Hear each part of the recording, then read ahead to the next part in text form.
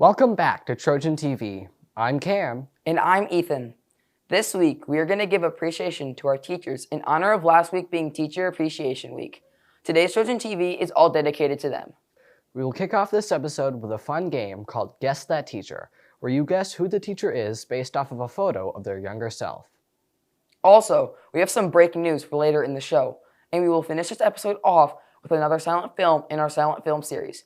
Trojan TV starts now.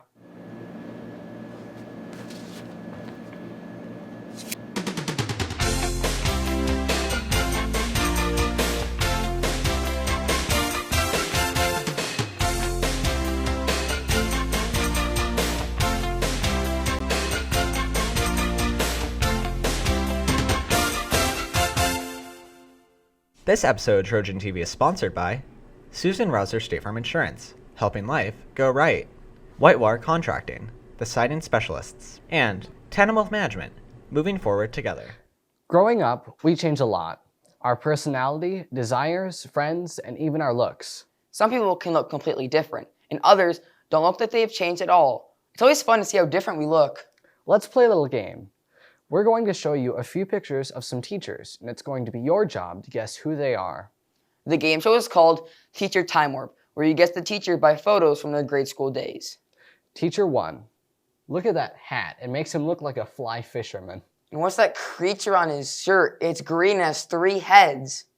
But anyways, the hints are, this teacher has taught all grade levels, loves paintball, and the Foo Fighters. Can you guess who this teacher is? The teacher is Mr. Taylor. It's really great what he's doing with online students this year. Yeah, I've heard he's really making a difference for those who can't come in person. Teacher 2. Jeez, look at that hair. It really complements his suit. Say what you want about the hair, but that suit is looking fly. I agree. The hints are, now, this teacher does not have as much hair and is a cross-country coach. Can you guess who this teacher is? The teacher is Mr. Burns. Mr. Burns loves U of M and has a great sense of humor. I've heard that his geography classes are very interesting. Teacher 3. I think you can definitely tell who this teacher is by the hair. Really? You think the hair? I can tell by looking at the face. But still, you can obviously tell who this is. The hints are, this teacher was a multi-sport athlete in high school and teaches 7th and 8th graders. Can you guess who this teacher is? And the teacher is Mrs. File. I have her this year, and she's an amazing teacher. I had her last year for English, and I was definitely her favorite. Sure, Cam. Teacher 4. This teacher looks familiar as well.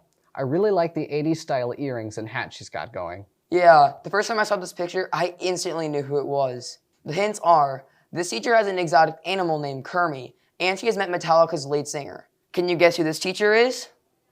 This teacher is Mrs. Brooke. Last year, she made science so fun, and she always gave us candy. I had her in 6th grade, and I was her favorite too. Why do you think you're every teacher's favorite student? Teacher 5. Jeez, look at that 90s bowl cut. It really complements his eyebrows. Really? Anyway, the hints are, this teacher recently had a child and coached high school baseball. Can you guess who this teacher is? Then the teacher is Mr. McCall. I've heard his history classes are very interesting as well. I've heard that too. Thanks for being a great teacher. Teacher 6. Wow, her pigtails really remind me of lassos. I can totally see that. The hints are, this teacher grew up in Gaylord and was forced to wear special clothes for Alpenfest. Can you guess who this teacher is? And the teacher is Mrs. Sullivan.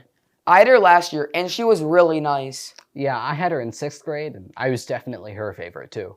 Of course you were, Cam. You know, teachers deserve a lot more credit than they are given.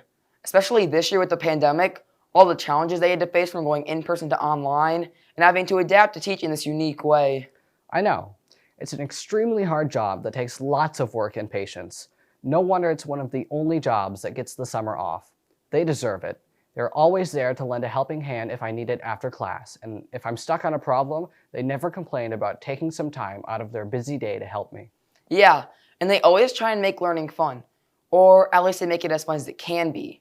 They are understanding and take the pressure and stress off of us when they can, or when we are going through a tough time. We really have some incredible teachers who work very hard for us and deserve to be recognized. Here are some messages from students to staff that they appreciate.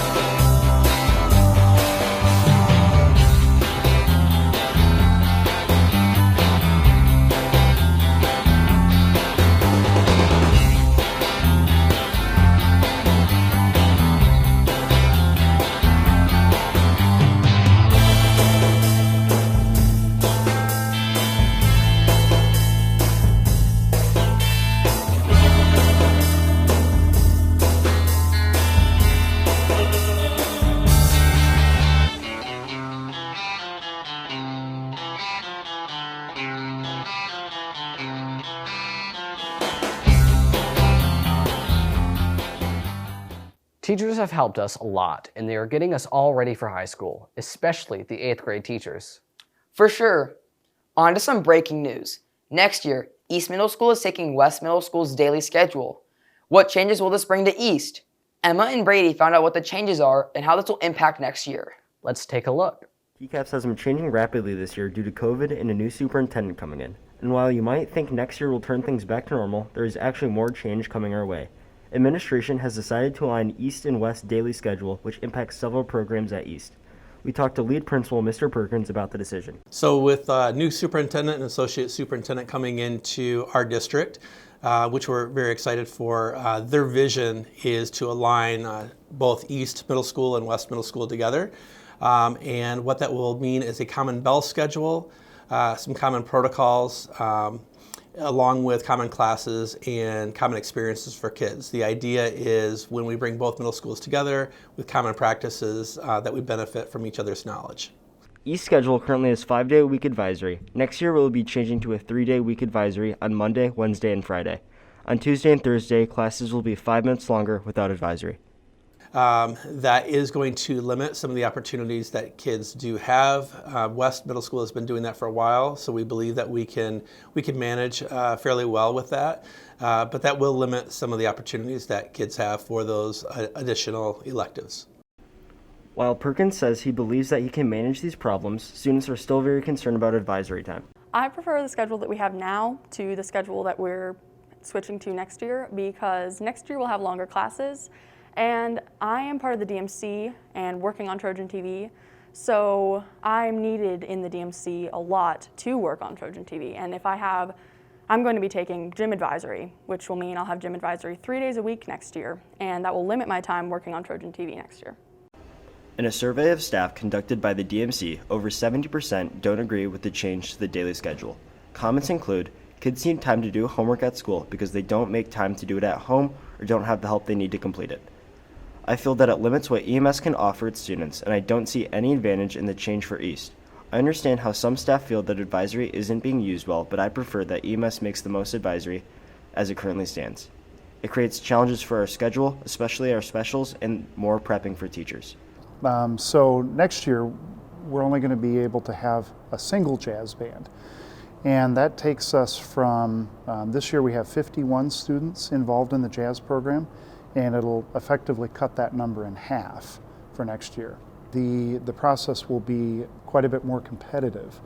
In the past, having 2 groups, we've been to involve pretty much everybody who was interested. And that number is going to cut in half for next year. And that'll mean excluding some students who ordinarily would be able to take advantage of the opportunity. I feel bad about that. However, others say the change is good. I'm thrilled to have longer class periods twice per week. This will better prepare students for the transition to high school where there is no advisory ever. I'm excited about showcasing our talents to the West side as well, but coming together and talking about teaching and learning and how we run schools, what is best for our kids. It's always better when we have more collaboration. So I'm excited for that. I believe our staff is excited for that as well. But change is hard, and we'll go through that process, but I think we're going to come out in the end much stronger than being 2 separate buildings. While the decision is controversial, this will undoubtedly affect next year's schedule and the way we're used to doing things. This has been Brady and Emma reporting for Trojan TV. Wow, that's going to be a big change for you guys. Yeah, it's going to be really different. It will be interesting to see how it works out next year. Now, the moment we've all been waiting for. This week's silent film. This week's episode is called Watch Out by Taylor and Emma. Let's check it out.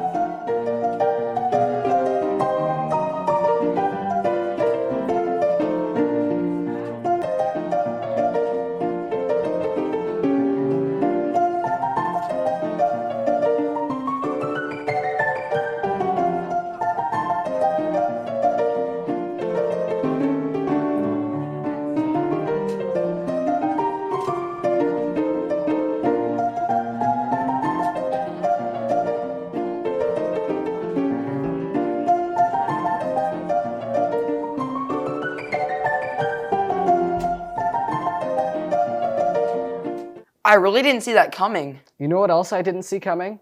The ending of this show. Same. Well, that wraps up this episode of Trojan TV. Be sure to check out our website, The Link, for official news updates, along with our Instagram page at EastDMC. And be sure to check out our new channel, Trojan TV Live, where you can watch the morning announcements. We will also be posting regularly on our main channel, Trojan TV East. Have a great weekend, Trojans. Bye!